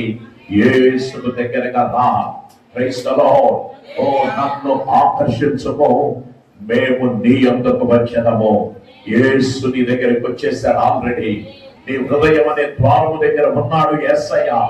ఒక్కసారి మీరు ఎక్కడున్నప్పటికీ, మీ ఇంట్లో ఉన్నా, వీధిలో ఉన్నా, లేదా అరుగు మీద కూర్చొని ఉన్నా, మంచం మీద ఉన్నా, ఈ రాత్రి నేస్తమా, ఇది మత ప్రబోధకునిగా నేను రాలా. క్రీస్తు ప్రభుని మార్గానికి ప్రజలు చేరాలంటే యేసు అనే మార్గము ద్వారా సాధ్యమని చెప్పటానికే ఈ రాత్రి మీ కొత్తపల్లి గ్రామానికి వచ్చాను. నీ జీవితం ఒక అందంగా క్రొత్తగా మార్చబడాలి, నీ హృదయం మార్చబడాలి. యేసయ్య నీ జీవితంలో నివాసం ఉండాలని కోరుకుంటున్నాడు. ప్రభువుల వారికి నీ జీవితాన్ని అప్పగిస్తావా? ఈ రాత్రి విశ్వాసులారా, యేసును మనం దూరంగా వెంబడించకూడదు. హల్లెలూయా. యేసును దగ్గరగా వెంబడించాలి. రెండవదిగా, అబ్రహాం దేవుని ప్రణాళికకు ముందే పరిగెత్తాడు. దేవుని ప్రణాళికకు ముందే పరిగెత్తాడు అబ్రహాం. అనగా అబ్రహాముకు పిల్లలు లేని సమయంలో హాగరు ద్వారా పిల్లలను ఇష్మాయేలు కన్నట్లుగా చూడగలుగుతున్నా. మీ గురించి దేవునికి ఒక ప్రణాళిక ఉంది. దేవుని ప్రణాళిక నెరవేరే వరకు వేచి ఉండాలి, అంతే తప్ప వేరే మార్గం అన్వేషించొద్దు. మూడవదిగా, లోతు. అబ్రహాము యొక్క ఆ తమ్ముడు కొడుకు లోతు కూడా బయలుదేరాడు. కానీ లోతు ఏం చేశాడంటే, లోతు పశువుల కాపర్లకు, అబ్రహాం పశువుల కాపర్లకు గొడవ జరుగుతూ ఉండగా అబ్రహాం చెప్పాడు, బాబు నువ్వు కుడికైతే నేను ఎడమకు, నువ్వు ఎడమకైతే నేను కుడికని చెప్పగా అబ్రహాం ఏం చేశాడంటే వెనకొనున్న నీరు పారు స్థలములను చూచి అటుగా ప్రయాణమై వెళ్ళిపోయాడు. చివరికి అగ్ని గంధకములతో ఆ ప్రాంతము నశించింది. నశించే ప్రాంతములో ఈ రాత్రి నువ్వు ఉన్నావా? నాలుగవదిగా, లోతు భార్య. మనకందరికీ తెలుసు, లోతు నివసించిన సొదొమ గొమొర్రా పట్టణాలను అక్కడ భయంకరమైన పాపం జరుగుతుండగా ఆ ప్రాంతాలు భస్మీపట్టణం దేవుడు చేయబోతున్నాడు. అగ్ని గంధకములు పొరవబోతున్నాయని చెప్పినప్పుడు ఇదిగో అప్పుడు జరిగింది ఏంటంటే, దేవుడు లోతును అతని కుటుంబాన్ని రక్షించనుద్దేశించి దూతను పంపించి అర్జెంట్ గా మీరు ఆ పర్వతమునకు పారిపోండి, వెనక్కి మాత్రం తిరిగి చూడొద్దన్నారు. అయినప్పటికీ కొద్దిగా ముందుకు వెళ్ళి వెనక్కి తిరిగి చూచి లోతు భార్య ఉప్పు స్తంభంగా మారింది. క్రీస్తు ప్రభులో జీవించేటప్పుడు లోకమును దాని ఆశయు గతించిపోతుంది. ఆ గతించిపోయే లోకం వైపు నువ్వు చూడొద్దని ప్రభు పేరట మనవి. ఐదవదిగా తేమ ఈ లోకమును ప్రేమించి అపొస్తలులైన పౌలును ప్లస్ ప్రభువుల వారిని విడిచిపెట్టి లోకాన్ని ప్రేమించి లోకములోకి వెళ్ళిపోయాడట. ఎన్నడే కానీ లోకాన్ని నువ్వు ప్రేమించొద్దు, ఈ లోకం తాత్కాలికమైనదే. ఆకాశము భూమి గతించిన దేవుని మాటలు ఎన్నడగిని గతించవు. ఆరవదిగా గెహాజీ సంపద వెంట పరిగెత్తాడు. దేని వెంట పరిగెత్తాడు? సంపద. తను సంపదను ఆశించాడు, ఆస్తిని ఆశించాడు. ఎలీషా తిరస్కరించిన దానిని ఇదిగో ఆ నయమాన్ అనే వ్యక్తి కుష్ఠవ్యాధి తగ్గినందున అయ్యగారికి దైవజనుడికి వివిధ రకములైనటువంటి ఖరీదైనవి ఇవ్వబోగా, వస్త్రములు బంగారం ఇవ్వబోగా తిరస్కరించారు. కానీ మెల్లగా దైవజనుడికి తెలియకుండా ఆ నయమాను దగ్గర నుంచి ఆ శ్రేష్టమైన వాటిని తెచ్చుకొని సంపద వైపు పరిగెత్తి చివరికి అతడు కుష్ఠవ్యాధిగ్రస్తుడుగా మారిపోయాడు. చివరిగా ముగింపులో 7వదిగా యూదా అనుకున్నాడు తన డబ్బు సంచి పెంచుకోవాలి. 30 వెండి నాణెములకు యేసు ప్రభువును అమ్ముకున్నాడు. 3.5 సంవత్సరముల పాటు క్రీస్తు ప్రభువుతో తిరిగినటువంటి యూదా 30 వెండి నాణెములకు డబ్బు సంచి బరువు పెంచుకోవాలనుకున్నాడు. ధన సంపాదన కొరకు మనుషుడు ఏది చేయడానికైనా వెనకాడని ఆ పరిస్థితులు అన్నమాట. రైతు అందరూ ఒకసారి తలలు వంచి కళ్ళు మూసుకొని ప్రార్థన చేసుకుందాం.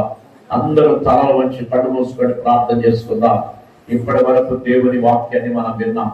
అందరం ఒకసారి ఎవ్వరు మౌనంగా ఉండకుండా తలలు వంచండి, కళ్ళు మూసుకొని ప్రార్థన చేసుకుందాం. ప్రియ నేస్తమా, ఇప్పటి వరకు దేవుని మాటలు మనం విన్నాం, దేవుని వాక్కులు మనం విన్నాము. మరి మీరు ప్రభు దగ్గరికి రావాలని కోరుతున్నారా? యేసయ్య మీ జీవితాలను మార్చాలని మీరు ఇష్టపడుతున్నారా? అలాగైతే ఈ రాత్రి ఒక్కసారి మీరు ఎక్కడున్నా సరే అక్కడి నుంచే యేసయ్య నా జీవితాన్ని మార్చయ్యా, నా హృదయాన్ని మార్చయ్యా అని ఎవరైనా ప్రార్థించుకోగలరా? మీ మనస్సును మార్చాలని ప్రభువుని అడగలుగుతారా? ఎంతమంది అడగలుగుతారు? హల్లెలూయా, ప్రైజ్ ది లార్డ్, హల్లెలూయా, హల్లెలూయా, హల్లెలూయా. ఈ రాత్రి మీరున్న స్థలములోని ప్రభువు నా జీవితాన్ని మార్చండి, నా హృదయాన్ని మార్చండి, నా మనస్సును మార్చండి అని చిన్న ప్రార్థన చేసుకోండి. యేసు మీ జీవితాన్ని మార్చబోతున్నాడు. నన్ను ఆకర్షించము, మేము నీ యొద్దకు వచ్చాము. ఈ రాత్రి ప్రభుతో అడగండి, అయ్యా నా దగ్గరికి రండయ్యా, నా హృదయంలోనికి రండయ్యా, నా మనస్సులోనికి రండయ్యా, నేను నీ యొద్దకు వస్తాను ప్రభువా. ఎంతమంది ప్రార్థించగలరు? ఎంతమంది ప్రభువుని అడగలుగుతారు? అడగండి, నిశ్చయంగా ప్రభు కార్యం చేయబోతున్నాడు. హల్లెలూయా. దయగలిగిన మా తండ్రి, నీ బిడ్డలు ఎంతో ఆసక్తితో నీ సన్నిధికి వచ్చారు. అలాగే కొత్తపల్లి గ్రామ వాస్తవులను మీరు దీవించండి, ఆశీర్వదించండి. ఈ ప్రాంత ప్రజల పాడి పంటలను మీరు ఆశీర్వదించండి. ఆర్థికంగా, ఆధ్యాత్మికంగా, మానసికంగా, శారీరకంగా అన్ని రంగాల్లో ఈ ప్రాంత వాసులు దీవించబడాలి. ఈ ప్రాంతం వర్ధిల్లును కాక ఈ గ్రామ పెద్దలను మీరు దీవించండి. అలాగే రాజకీయ నాయకులను ఆశీర్వదించండి. అలాగే గవర్నమెంట్ అధికారులను మీరు ఆశీర్వదించండి. ఈ ప్రాంతాలన్నీ బహుగా ఇంకను వర్ధిల్లును కాక, కృపాక్షేమములు అందరి వెంట వచ్చును కాక, ప్రజలందరూ క్షేమంగా ఉండును కాక. ఈ ఉపవాస కూటాలు ముగింపు వరకు నీ సన్నిధిని ఉంచండి. స్థానిక దైవజనులను అలాగే పరిచారకులను మీరు దీవించి ఆశీర్వదించి వర్ధనం చేయండి. స్థానిక సంఘ పరిచర్యను విస్తృతపరచబడాలి. కొండ మీద ఉండు పట్టణం మరుగైకున్న నేలలో ప్రభువా ఇది గొప్పగా ఈ ప్రాంతంలో విరాజిల్లును కాక. యేసు దివ్య నామములో వేడుకొనుచున్నాము తండ్రి. ఆమేన్.